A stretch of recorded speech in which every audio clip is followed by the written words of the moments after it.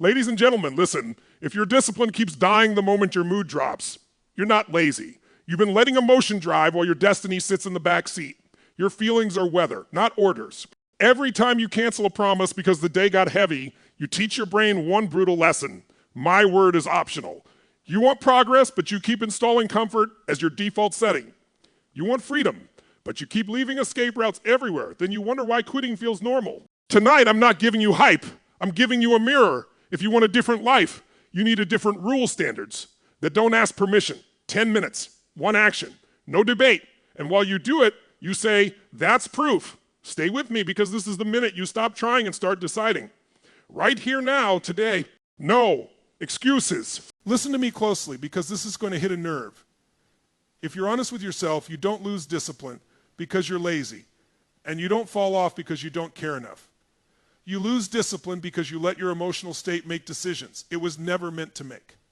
And every time you do that, you quietly teach yourself that your word doesn't mean much when life gets uncomfortable. You want progress, but you're addicted to letting how you feel decide what you do. You want control, but you surrender it the moment your energy drops. And if this pattern doesn't change, it doesn't matter how badly you want it. Discipline will keep snapping at the exact moment you need it most. Let me paint a picture because you've lived this scene more times than you want to admit. You wake up with a plan, a real plan, not a fantasy. Today you're going to do the work. Today you're finally going to be consistent. Today is the day you turn the corner, but then the day starts pushing back. You didn't sleep great. Something stresses you out. Someone says something that hits the wrong nerve. Your body feels heavy. Your mind starts whispering. Not today. Tomorrow will be better. And here's the dangerous part. That voice sounds reasonable. It sounds mature. It sounds like self-care. So you delay, you postpone, you negotiate. And by the end of the day, the plan that mattered in the morning quietly disappears, and you tell yourself you'll reset tomorrow. That moment right there isn't about time or energy. It's about who's in control. Here's the truth most people avoid because it makes them uncomfortable. You don't need more motivation, and you don't need a better mindset. You need standards that don't ask your feelings for permission because motivation is emotional, and emotions are temporary, and discipline built on emotion will always collapse under pressure. You say you want consistency, but you keep running your life on how you feel. You say you want freedom, but you let moods dictate your behavior. You say you're serious, but the moment discomfort shows up, the rules change.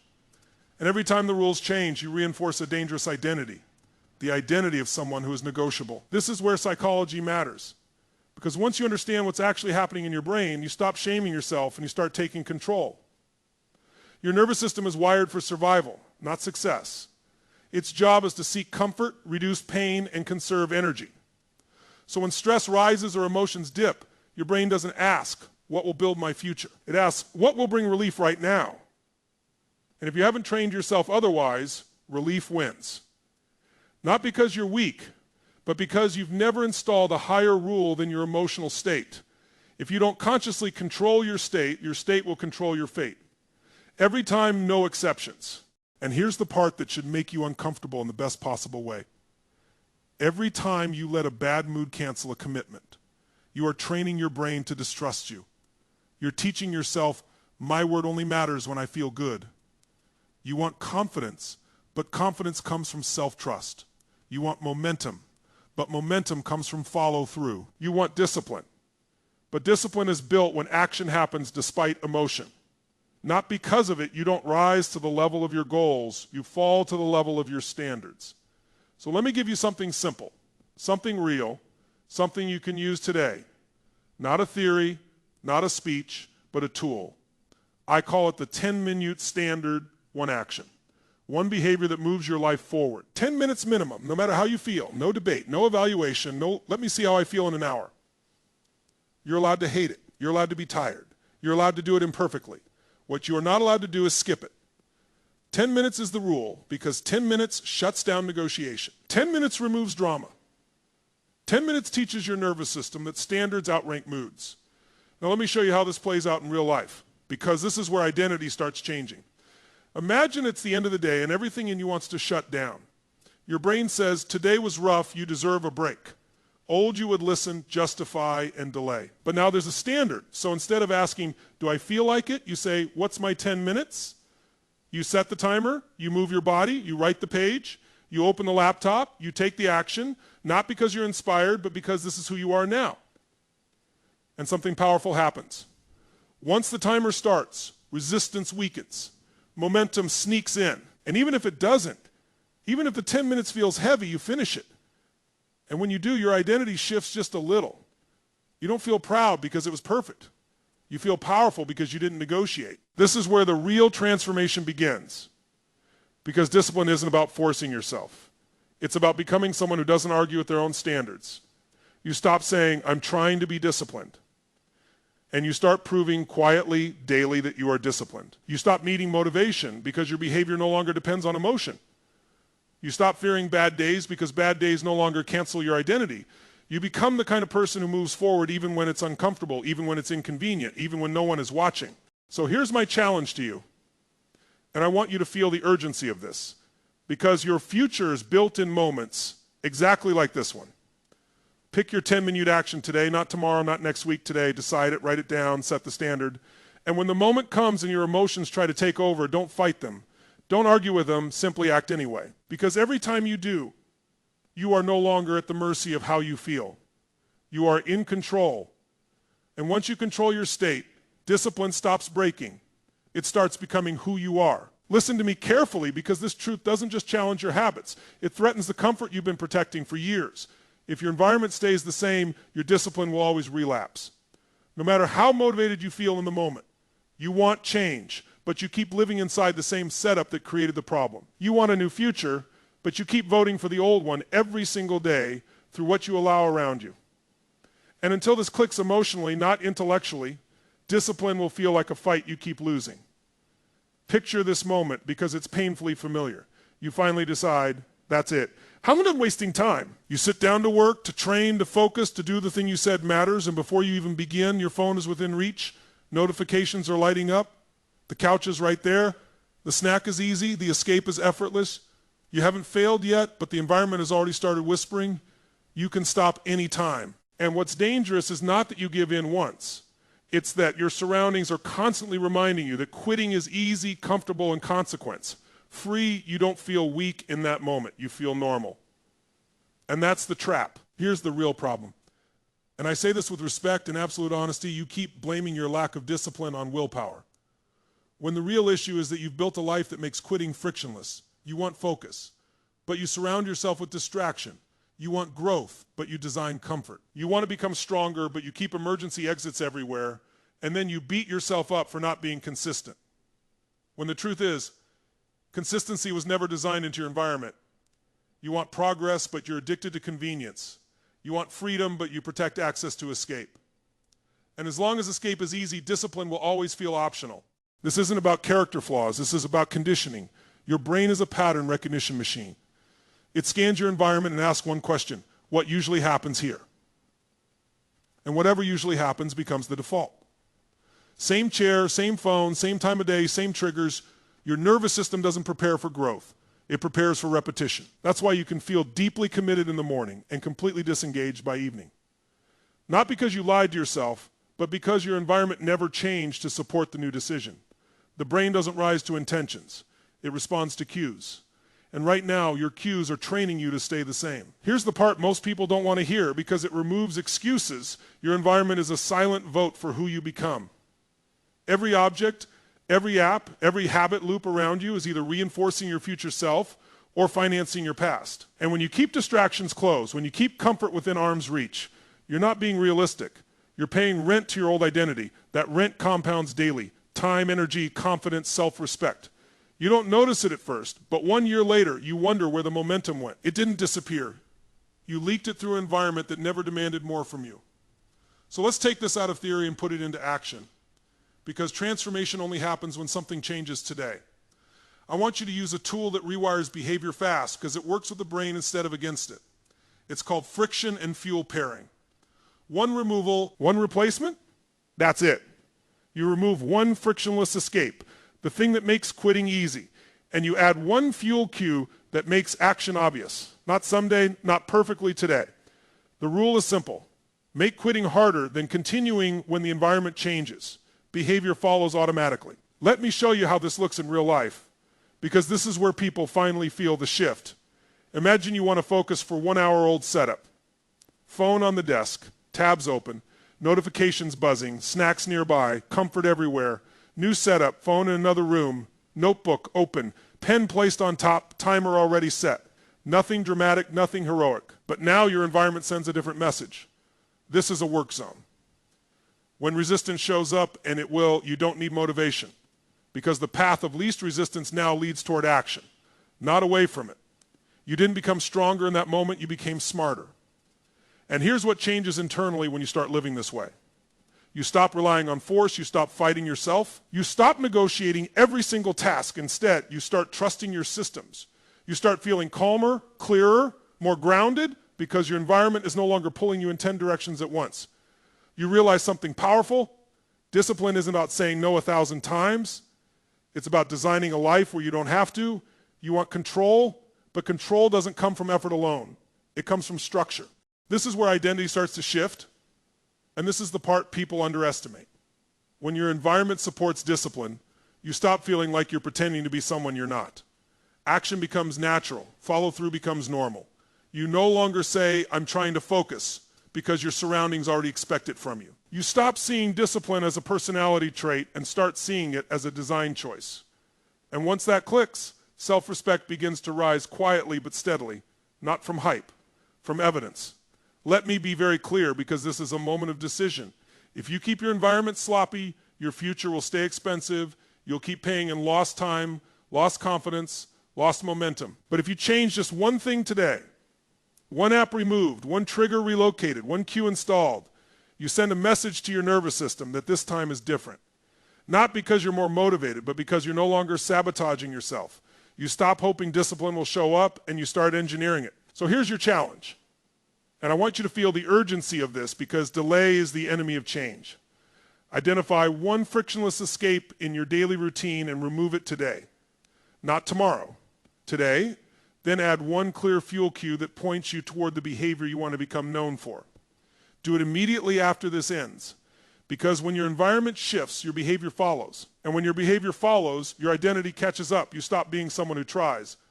You become someone who designs their life to win. Let me tell you a truth that might sting at first, but if you let it land, it can change the entire trajectory of your life. You don't fail because you lack discipline. You fail because you keep confusing intensity with commitment. And every time you burn hot and disappear, you quietly reinforce the belief that you're not someone who lasts. You want progress, but you're addicted to the rush of starting over. You want results, but you chase the feeling of motivation instead of the structure of consistency. And until you see this pattern clearly, you'll keep mistaking exhaustion for effort and burnout for proof that you tried. Think about how this usually plays out. Because you've been here before, you wake up one day and decide, that's it. I'm going all in. You clean everything up. You make the plan aggressive. You promise yourself this time will be different. You go harder than necessary, longer than sustainable, louder than required. For a few days, maybe a few weeks, you feel unstoppable, you feel alive, you feel disciplined, and then life happens, energy dips, pressure builds, the excitement fades, and suddenly the very thing you were so intense about feels heavy, boring, and draining. You slow down, you miss a day, then another. And instead of adjusting, you quit. Not because you don't care, but because your nervous system was never trained for steady effort, only emotional spikes. Here's the real problem. And I say this with empathy and absolute honesty. You're not addicted to discipline. You're addicted to novelty. You love the feeling of starting because starting feels powerful. Starting gives you hope. Starting lets you imagine a new version of yourself without having to become them yet. But consistency asks for patience. Consistency asks you to show up when nothing exciting is happening. Consistency exposes who you are without adrenaline. You want massive change, but you resist boring repetition. You want transformation, but you avoid the quiet work that actually creates it. This isn't a moral issue, it's neurological. Your brain runs on reward systems, and intensity floods the system with dopamine, new plans, fresh starts, dramatic commitments. They feel good because they light up the reward centers instantly. But consistency works differently. Consistency doesn't give you a spike. It gives you a slow, steady rewiring of identity. And because there's no emotional fireworks attached to it, your brain labels it as less important. Even though it's the only thing that actually produces results, That's why you can work yourself into the ground for short bursts, but struggle to maintain simple habits over time. You don't lack grit. You lack tolerance for boredom. Now, here's the part that matters most, because this is where patterns either repeat or break. Every time you burn out, you don't just lose progress. You lose trust in yourself. You send a message to your nervous system that says, I can start, but I can't sustain. And that message sticks. Over time, it becomes identity. You stop expecting consistency from yourself, so you overcompensate with intensity the next time, hoping it will finally be enough. It never is. You want proof that you're capable, but burnout keeps proving the opposite. Not because you're weak, but because you're playing the wrong game. So let's change the game, starting today, with a tool that kills the intensity addiction and replaces it with something far more powerful. Identity reps, not performance reps. Identity reps. The rule is simple and strict. Same time, same place, same minimum. Every day, no escalation, no doing more when you feel good. No chasing momentum, just showing up again. You don't measure success by how hard it was or how much you did. You measure success by one thing only. Did you show up again? Because repetition is what trains the nervous system, not effort spikes. Let me make this real for you. Imagine you've committed to improving one area of your life: fitness, work, learning, focus, anything. Old, you would attack it aggressively, pushing until you're depleted. New, you does something that feels almost uncomfortable at first because it goes against your old identity. You decide the minimum is small, almost unimpressive, but you do it at the same time in the same place, every day. Some days you feel energized, some days you feel flat. It doesn't matter. You don't add more. You don't chase excitement, you just repeat. And over time, something shifts internally. Resistance drops, the habit becomes familiar, and familiarity turns into ownership. This is where the identity shift begins, quietly but profoundly. You stop seeing yourself as someone who needs motivation to act. You stop waiting for the perfect mood. You stop dramatizing effort. Instead, you become someone who shows up as a matter of principle. Not loud, not flashy, reliable. And reliability builds something intensity never can: self-respect. You trust yourself again. You believe your own promises again. And that belief becomes fuel far stronger than adrenaline. Here's the contrast that changes everything. If you let it sink in, intensity makes you feel powerful for a moment, but consistency makes you powerful for life. You want results fast, but fast progress without stability always collapses. You want confidence, but confidence is built when you prove to yourself over and over that you don't disappear when things get boring. You want to become unstoppable, but unstoppable people aren't intense. They're inevitable. So I want to challenge you directly, because this is a turning point. If you choose to use it, pick one habit, one area, one action. Decide the smallest version you can repeat daily without negotiation. Lock in the time, lock in the place, and for the next 30 days, remove escalation completely. No heroic effort, no dramatic pushes, only repetition. When the urge to do more shows up, resist it, because that urge isn't discipline. It's the old addiction trying to stay alive. Do this, and something extraordinary will happen. You won't just build a habit. You'll rebuild your identity. You'll stop being someone who starts strong and fades out. You'll become someone who finishes quietly. And once that identity takes hold, discipline stops being something you chase.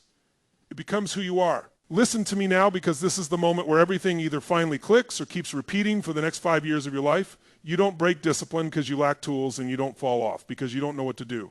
You break discipline because your identity is still untrained, and behavior will always bow to who you believe you are. You want progress, but you're addicted to saying, I'll try. You want change, but you keep protecting the version of yourself that doesn't finish. And until this becomes clear at a gut level, discipline will feel like something you visit, not something you live. Let me take you into a familiar scene. You're standing right on the edge of action.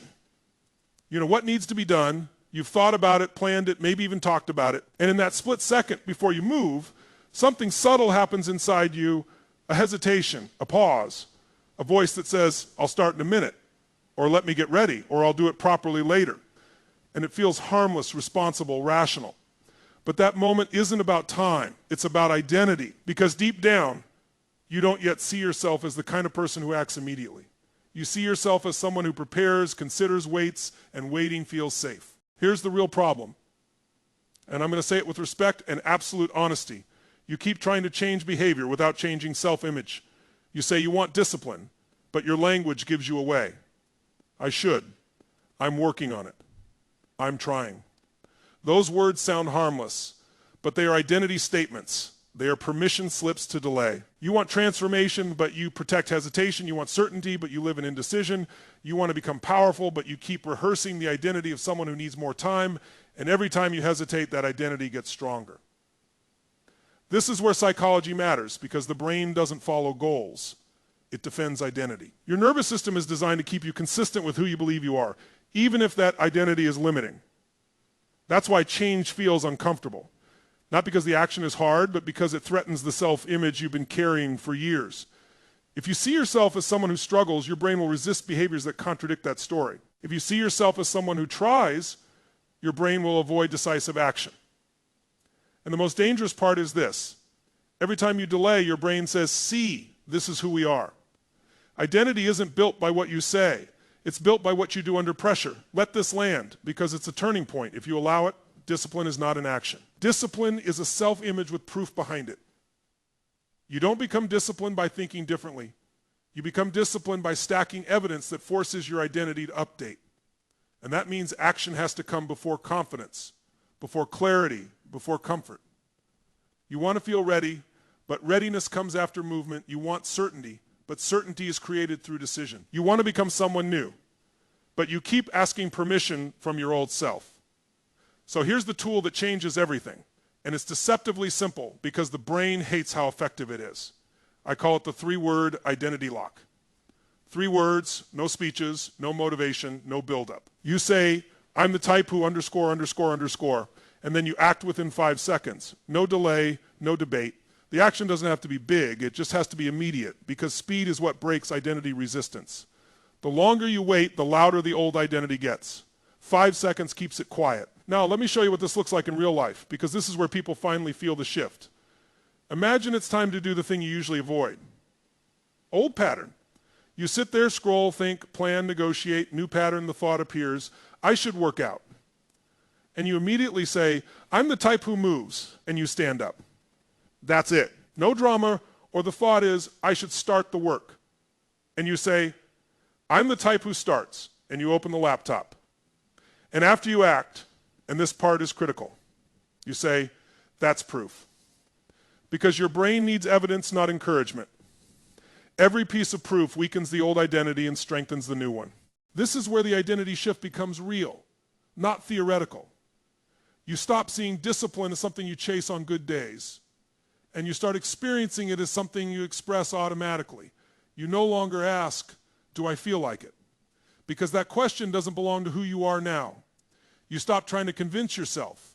You stop motivating yourself. You simply act in alignment. And alignment feels powerful because it removes internal conflict. There's no war inside you anymore. There's clarity. Here's the contrast that should shake you awake if you're honest. You want to be disciplined, but you keep identifying as someone who needs motivation. You want confidence, but you keep reinforcing hesitation. You want to become unstoppable, but you keep protecting the comfort of delay. Identity always wins. Always. And the moment you decide who you are, not who you hope to be, not who you're working toward, but who you are now, behavior stops being a debate. I want you to understand something deeply before we close, because this is the line between repeating the cycle and breaking it forever. You don't need more time. You don't need more information. You don't need to fix yourself. You need to decide. Decide who you are and then prove it immediately. Identity is not built in grand moments. It's built in small decisions, made fast. Every time you act without hesitation, you are voting for the future version of yourself. And votes compound. So here's my challenge to you. And I want you to feel the urgency of this, because your life is shaped in moments exactly like this one. Pick one identity statement right now. 1, I'm the type who finishes. I'm the type who moves. I'm the type who starts. Say it, then act within 5 seconds. Not later, not after this ends, now. And when you do, say, that's proof. Because proof changes identity. And when identity changes, discipline doesn't break. It becomes who you are.